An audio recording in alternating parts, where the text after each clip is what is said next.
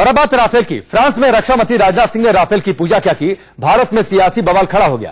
कांग्रेस सवाल उठाने लगी, रक्षा मंत्री से लेकर देश की सेना तक पर सवाल पूछ लिया गया। वहीं इस मुद्दे पर कांग्रेस के कुछ नेताओं की राय अलग भी नजर आई।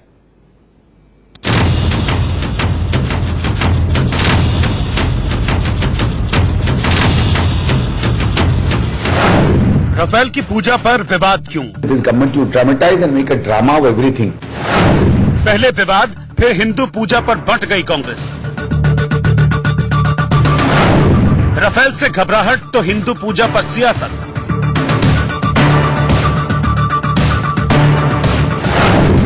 राफेल पर पहले सवाल, अब हिंदू पूजा पर बवाल। अब वो शस्त्र पूजा कराएं या अस्त्र पूजा कराएं या उसको पूरे नाटकीय अंदाज में लाएं, ये तो उनके ऊपर है। देश के रक्षक, आतंकियों के काल, राफेल की रक्षा मंत्री ने पूजा क्या कर दी? कांग्रेस पार्टी को मिर्ची लग गई। फ्रांस में बाहुबली राफेल पर ओम शब्द से कांग्रेस तिलमिला गई। जिस राफेल के नाम से दुश्मन पहले ही पस्त हो चुका है, उसकी हिंदू पूजा से कांग्रेस समेत सेकुलर गैंग को परेशानी होने लगी। राजनाथ सिंह ने राफेल की पूजा की और गुस्से की आग में कांग्रेस जलने लगी। वहीं कांग्रेस, जिसने राफेल पर जमकर राजनीति की, उसे अब फाइटर प्लेन में मोदी सरकार का ड्रामा दिखने लगा। राफेल विमान सौदे को लेकर देश में लंबे समय तक चली राजनीति के बाद आखिरकार भारत को पहला फाइटर जेट मिल गया। देखिए ये तस्वीरें जो कांग्रेस की नजर में ड्रामा है।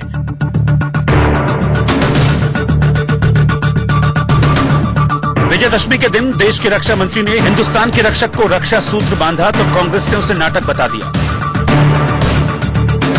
What is the thing of the defense minister receiving it? I think the defense forces people should be receiving it. It's just another weapon that you are buying. Also, this whole religious context of Vijayadashmi and the Rafale aircraft doesn't match. It's a festival that all of us celebrate. Why do you have to link it with coming in of an aircraft or not coming in of an aircraft? This is the whole problem with this government, to dramatize and make a drama of everything without any substantive work. Congress ने तो यहां तक सवाल खड़े कर दिए कि आखिर राजनाथ सिंह ही राफेल लेने क्यों गए। क्या कांग्रेस इस बात का जवाब देगी कि जिस राफेल का इंतजार सालों से किया जा रहा है, उसे रक्षा मंत्री लाने गए तो कांग्रेस के पेट में दर्द क्यों होने लगा? विजयादशमी के दिन शस्त्र पूजन करते हैं या नहीं करते हैं? जरा जोर से बोलो, करते हैं या नहीं करते हैं? ये परंपरा को चालू रखनी चाहिए या नहीं रखनी चाहिए?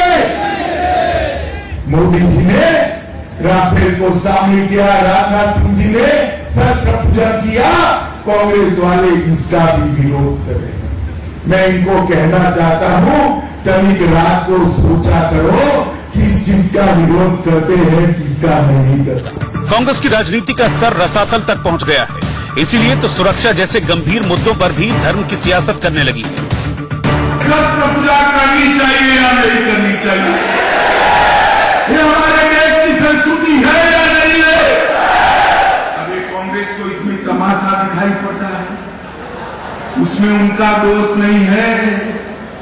इनको इटाली की संस्कृति की ज्यादा मालूमात है, भारत की संस्कृति की जानकारी जरा कम है। अभी तो सरकार का है, सरकार ला रही है उस चीज को, उन्होंने खरीदा है, उस चीज को ला रहे हैं सरकार वहां पर। अब वो शस्त्र पूजा कराएं या अस्त्र पूजा कराएं या उसको पूरे नाटकीय अंदाज में लाएं, ये तो उनके ऊपर है। एक तरफ कांग्रेस नेताओं ने राफेल की हिंदू पूजा पर राजनीति की तो संजय निरुपम ने अपनी ही पार्टी को आईना दिखा दिया। राफेल के बारे में आपने पूछा कि ये तमाशा करने की आवश्यकता नहीं है। हमने विमान वो भी खरीदा और अब राफेल कोई ऐसा वहां जाके उसको एक दिखावा करके कोई नहीं लाया। ये लोग वहां पर जाकर शो करके बैठ के उसके अंदर वहां जाने की वो डिलीवरी तो नहीं हुआ अभी। शस्त्र पूजा को तमाशा तो नहीं कहा जा सकता। हमारे देश में शस्त्र पूजा करने की एक परंपरा रही है, लेकिन तकलीफ यह है कि खड़गे जी नास्तिक है और कांग्रेस पार्टी में हर आदमी नास्तिक नहीं है। इस देश में हर आदमी नास्तिक नहीं है। पूरे देश की आबादी में 1% लोग होंगे जो नास्तिक हैं, जो पूजा पाठ धर्म कर्म में विश्वास नहीं करते। उनको मुबारक हो, कोई दिक्कत नहीं है।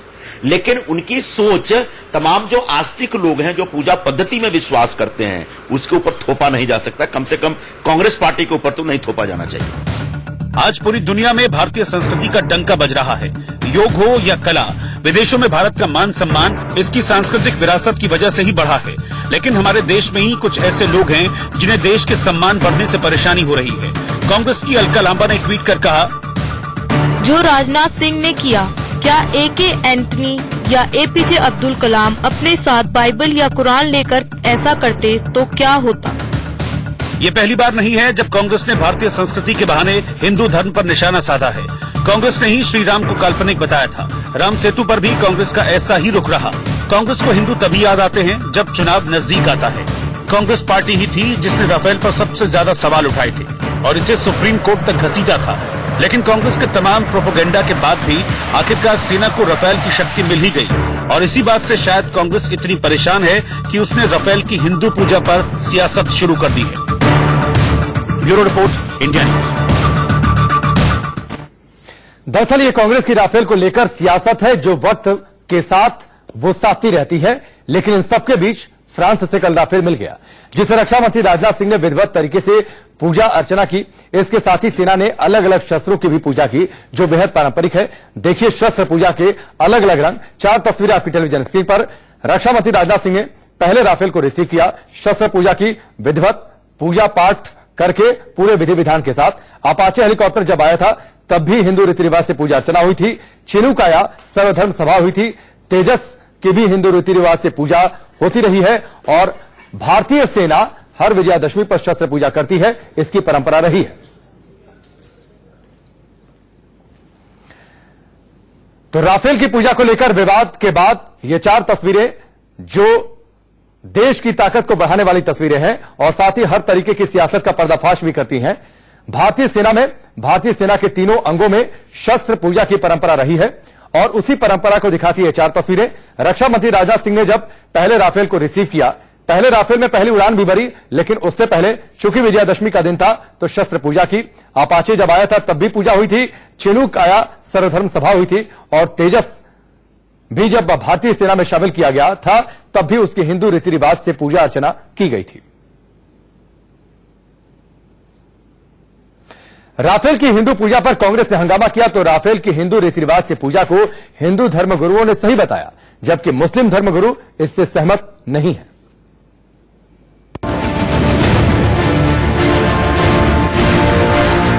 हाथ में तीर धनुष और रामलीला के कलाकारों का राज तिलक ये हिंदुस्तान की हजारों साल पुरानी परंपरा का सम्मान है।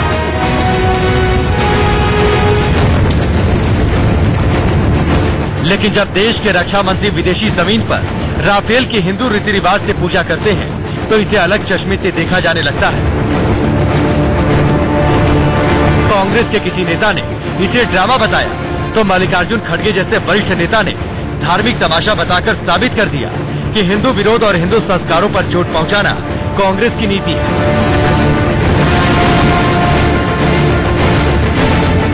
सरकार को जो शस्त्र पूजन के रूप में राफेल के पूजन किया है तो ये ज्ञान का सही उपयोग है और जो विपक्ष आरोप लगा रहा है तो वो नकारात्मक बयानबाजी है जो रावण भी यही करता था। तो इसलिए हम इस दृश्य में देखें तो हमें लगता है विपक्ष को इस बात को समझना चाहिए, हिंदू भारतीय संस्कृति के बारे में ज्ञान रखना चाहिए और इस पे अगर कमेंट कोई करता है नकारात्मक कमेंट तो समस्त भारतीय संस्कृति पे कमेंट करता है। तो इसलिए भगवान श्री राम एक भारतीय सांस्कृतिक धरोहर है और उन्होंने शस्त्र का पूजन किया। हमारे सभी देवी देवता शस्त्र की पूजन किया। कि आप हिंदू हैं ठीक है, लेकिन एक मिनिस्टर भी हैं देश के, तो उस मिनिस्टर होने के नाते आपको चाहिए था कि आप इस तरह की बात न करते या कम से कम ऐसा करते कि 2-4 समुदाय के लोगों को, धार्मिक लोगों को इकट्ठा करते और वहां सारी चीजें कर लेते। लेकिन वो चूंकि हिंदू हैं तो उनका पक्ष ये बिल्कुल साफ है कि वो जाहिर बात है गीता या रामायणी पढ़ेंगे, ओम लिखेंगे उसके ऊपर, तो उसमें भी मैं समझता हूँ ऐतराज भी किसी को नहीं होना चाहिए। जिस शस्त्र पूजा पर इतना हंगामा हो रहा है, क्या कांग्रेस के नेताओं ने सीमा सुरक्षा बल के जवानों की ये तस्वीरें नहीं देखी? क्या इसमें भी कांग्रेस को धार्मिक रंग दिखता है? पिछले साल ही राजनाथ सिंह ने बीएसएफ के साथ शस्त्र पूजा की थी। उस वक्त किसी भी विपक्षी दलों की सेकुलर छवि को चोट नहीं पहुंची थी।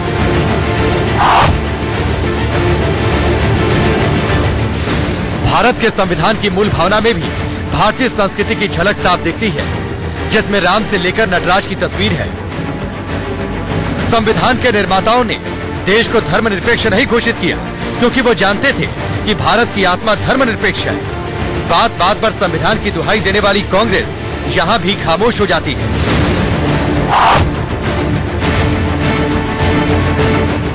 राफेल की हिंदू पूजा पर सियासत करने वाली कांग्रेस को आज ये तस्वीर देखनी चाहिए। ये साल 2009 की तस्वीर है, जब मनमोहन सिंह प्रधानमंत्री थे और उस वक्त भारत ने अपने पहले न्यूक्लियर सबमरीन अरिहंत को सेना में शामिल किया था।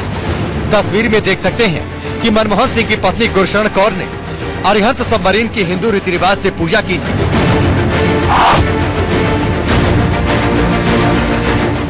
यूपीए अध्यक्ष सोनिया गांधी के बेहद करीबी टीआर बालू की ये तस्वीर कोई कैसे भूल सकता है। मनमोहन सिंह सरकार में मंत्री नहीं और डीएमके सांसद टीआर बालू राजनीति के लिए पोप के चरणों तक पहुंच गए थे, लेकिन उस वक्त न कांग्रेस न सोनिया और न ही खुद को सेकुलर कहने वाले नेताओं को कोई परेशानी हुई थी। मुस्लिम तुष्टीकरण के नाम पर कांग्रेस में हमेशा से हिंदू विरोध की मानसिकता रही है। चुनाव के वक्त कांग्रेस नेता अपना धार्मिक चोला उतारकर जनेऊ तो धारण कर लेते हैं, लेकिन जब बात मुस्लिम तुष्टीकरण की आती है तो हिंदू विरोध कांग्रेस का इकलौता हथियार हो जाता है। Bureau report, India. जाहिर सवाल तो उठता है कि कांग्रेस का हिंदू विरोध क्या उसके लिए सिर्फ सियासी चाल है। लेकिन सबके बीच फ्रांस में राफेल कल रिसीव हो गया, हिंदू धर्म परंपराओं की जय जयकार हुई, लेकिन भारत में हाहाकार मच गया। आज उन्हीं लोगों को भारत की संस्कृति की शक्ति देखनी चाहिए। शिक्षण संस्थानों से लेकर सेना की टुकड़ियों तक हर जगह हिंदू संस्कृति की झलक दिखती है। हिंदू पूजा में संस्कृत भाषा का इस्तेमाल होता है और इसी भाषा की शक्ति कई संस्थानों को दी गई है। यूजीसी का टैगलाइन है ज्ञान विज्ञानम विमुक्तये, जिसका अर्थ है शरीर सभी धर्मों को पूरा करने का साधन है। इसी तरह सीबीएसई की टैगलाइन है अस्तु मा सद्गमय, जिसका मतलब है मुझे अंधकार से प्रकाश की तरफ लेकर चलो। देश की सबसे बड़ी अदालत सुप्रीम कोर्ट की टैगलाइन है यथो धर्म सतो जया, इसका अर्थ है जहां धर्म है वहीं जय है। समंदर की सीमा की रक्षा करने वाले कोस्ट गार्ड का मोटो है वयम रक्षामा, जिसका मतलब है हम रक्षा करते हैं। राजपूत बटालियन की टैगलाइन है सर्वत्र विजय। नौसेना की टैगलाइन है शम्नो वरुणा, जिसका अर्थ है जल हमारी रक्षा करे। डीआरडीओ की टैगलाइन है बलस्य मूल विज्ञानम, जिसका मतलब है कि विज्ञान ही बल है। जाहिर सी बात है इन सारी टैगलाइनों को कांग्रेस और सियासतदानों को सोचना चाहिए जो विरोध करते हैं इस तरीके के किसी भी विचारधारा का। लेकिन सबके बीच संघ प्रमुख मोहन भागवत के मॉब लिंचिंग वाले बयान पर बवाल भी मचा है। भागवत ने कहा था कि लिंचिंग शब्द का इस्तेमाल कर देश को बदनाम किया जा रहा है, जबकि इस शब्द हिंदुस्तान की घटनाओं से इस शब्द का कोई वास्ता नहीं, जिस पर ओवैसी और दिग्विजय सिंह भागवत पर बरस पड़े।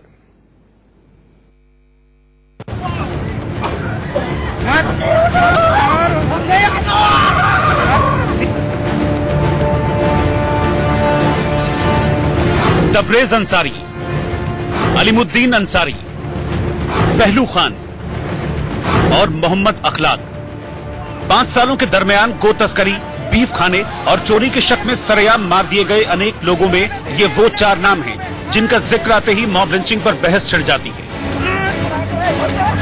मॉब यानी भीड़ और लिंचिंग मतलब किसी को बेवजह मार देना। राजस्थान से लेकर झारखंड तक उन्मादी भीड़ ने इन सभी को वैसे ही अपना शिकार बनाया। मगर हिंदू राष्ट्र की बात करने वाले संघ प्रमुख मोहन भागवत के मुताबिक हिंदुस्तान में भीड़ की ऐसी करतूत को मॉब लिंचिंग नहीं कहा जाना चाहिए।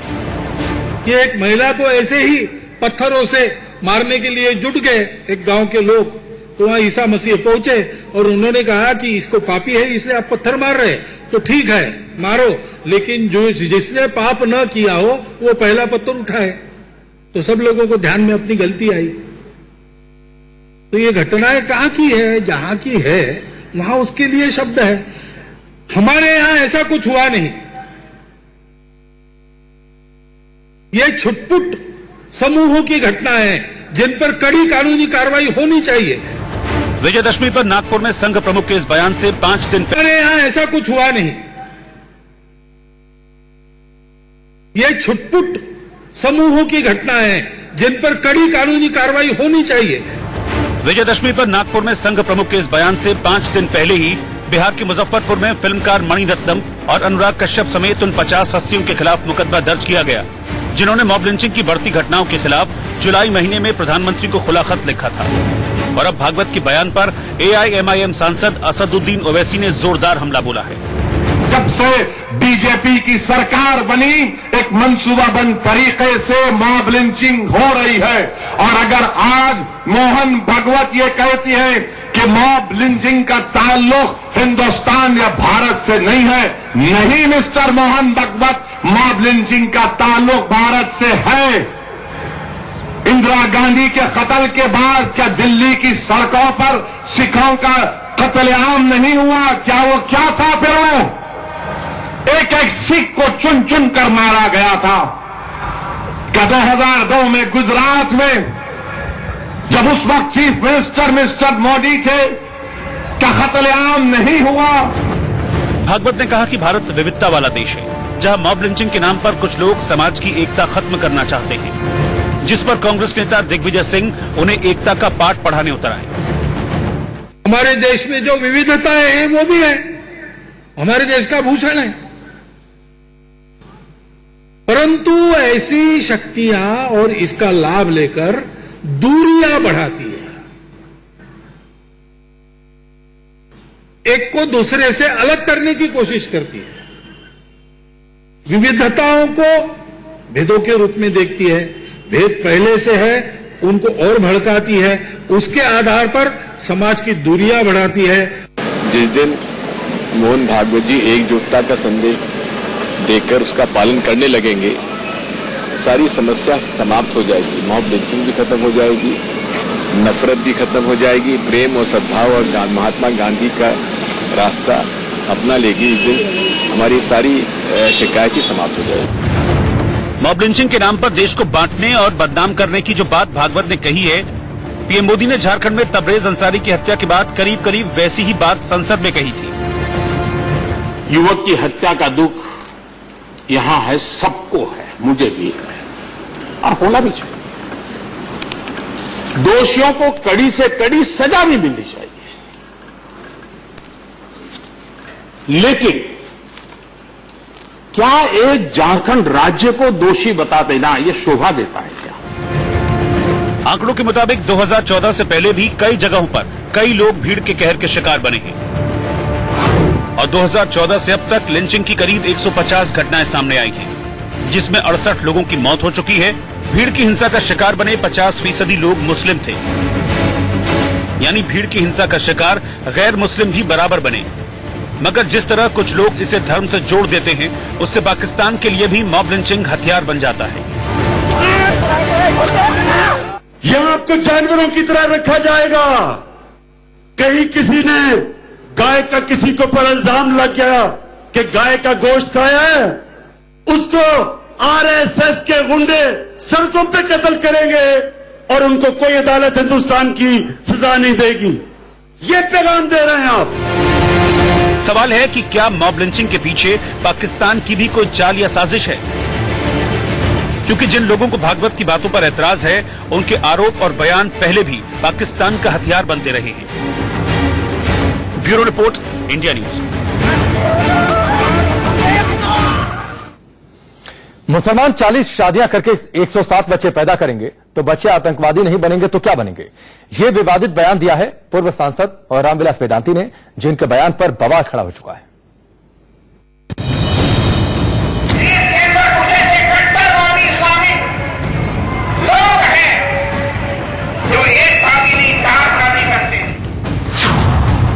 पूर्व सांसद वेदांती के बिगड़े वो मुसलमान जिसने 40 शादी किया और जिसने 107 लड़के पैदा किया।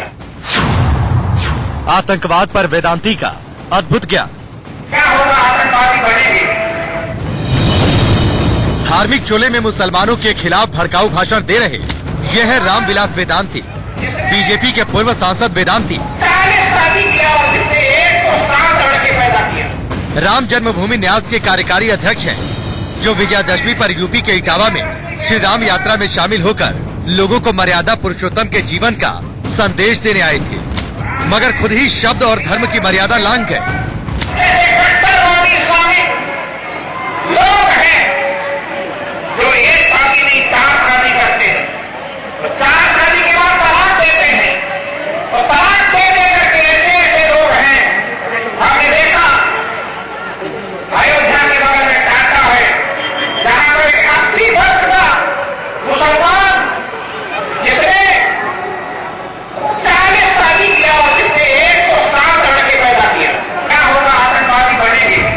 आगे वेदांती ने कहा कि इसीलिए प्रधानमंत्री ने इस बार लाल किले से जनसंख्या नियंत्रण की बात कही। हमारे भारत के प्रधानमंत्री ने घोषणा किया है लाल किला से हम जनसंख्या नियंत्रण कानून बनाएंगे। हालांकि पीएम ने जनसंख्या को लेकर कानून की कोई बात नहीं कही है, मगर वेदांती ने मुसलमानों पर हमला बोलते हुए जो कहा, कांग्रेस उसे उनका स्वभाव बता रही है। श्री रामविलास वेदांती जी, वो मैं जानता हूं, वो अपने गैर जिम्मेदाराना बयानों के लिए जाने जाते हैं। उन्हें कोई अधिकार नहीं है कि किसी जाति, धर्म, संप्रदाय के खिलाफ गैर जिम्मेदाराना, तिरस्कारपूर्ण, अपमानपूर्ण और बगैर जानकारी के वो बयान दें। हालांकि वेदांती इकलौते नहीं हैं। उनसे पहले केंद्रीय मंत्री गिरिराज सिंह और बीजेपी सांसद साक्षी महाराज भी मुसलमानों की बढ़ती आबादी पर ऐसे ही बयान दे चुके हैं। पाकिस्तान की तरह हमारी बेटियां स्कूल नहीं जाएगी, वो घरों में दुखी रहेगी, हम घर से निकलने नहीं देंगे कि हमारी बेटियां असुरक्षित है। मैं यही चाह रहा हूं कि देश के अंदर एक कानून बने, ऐसा कानून जो हमारे भी दो बच्चे, हिंदू के भी दो बच्चे तो मुसलमान के भी दो बच्चे। देश में समस्याएं खड़ी हो रही जनसंख्या के कारण, उसके लिए हिंदू जिम्मेदार नहीं है, साक्षी महाराज जिम्मेदार तो बिल्कुल नहीं है। हम तो चार भाई, चारों के चारों सन्यासी, एक ने भी शादी नहीं की, तो हम जिम्मेदार नहीं है। जिम्मेदार वो है जो 4 बीवी और 40 बच्चों की बात करते हैं। सवाल है कि जहां सबका साथ, सबका विकास और सबका विश्वास की बात होती हो, वहां जनसंख्या के लिए किसी एक धर्म या समुदाय के खिलाफ ऐसी टिप्पणियों पर कोई कार्रवाई क्यों नहीं होती। Bureau report, India news. वैसे सियासत में मर्यादा अक्सर भूला करते हैं सियासतदान, लेकिन उन्हें ये बात वक्त गुजरने के बाद समझ